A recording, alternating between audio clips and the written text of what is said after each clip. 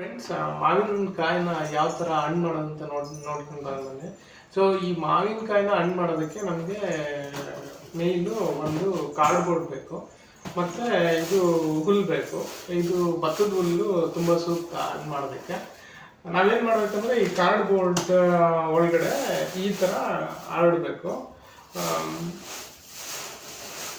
ಈ ಥರ ನೋಡಿ, ಫಸ್ಟ್ ಲೇಯರು ಹುಲ್ಲಿರಬೇಕು. ಅದಾದಮೇಲೆ ಮಾವಿನಕಾಯಿನ ಈ ಥರ ನೀಟಾಗಿ ಜೋಡಿಸಿ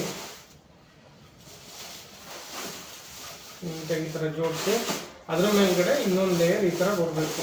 ಸೊ ಅವಾಗ ಏನಾಗುತ್ತೆ ಅಂದರೆ ಅದು ಕಂಪ್ಲೀಟಾಗಿ ಹಣ್ಣಾಗುತ್ತೆ. ಸೊ ಅದಾದಮೇಲೆ ಈ ಥರ ಫ್ರೆಂಡ್ಸ್, ಒಂದು ವಾರ ಆದಮೇಲೆ ನೀವು ಜಸ್ಟ್ ಓಪನ್ ಮಾಡಿದ್ರೆ ನೋಡಿ ಈ ಥರ ಹಣ್ಣಾಗಿರುತ್ತೆ. ನೋಡಿ ಎಷ್ಟು ನೀಟಾಗಿ ಹಣ್ಣಾಗಿದೆ.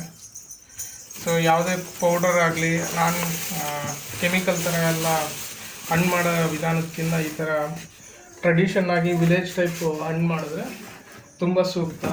ದಯವಿಟ್ಟು ಇದೇ ಥರ ಮಾಡಿ. ಕಾರ್ಡ್ಬೋರ್ಡು ಸಿಗುತ್ತೆ, ಹುಲ್ಲು ಸಿಗುತ್ತೆ, ಅದರಲ್ಲೂ ಈ ಥರ ಮಾಡಿದ್ರೆ ಟೇಸ್ಟು ಚೆನ್ನಾಗಿರುತ್ತೆ ಮತ್ತು ಆರೋಗ್ಯಕ್ಕೂ ಒಳ್ಳೆಯದು.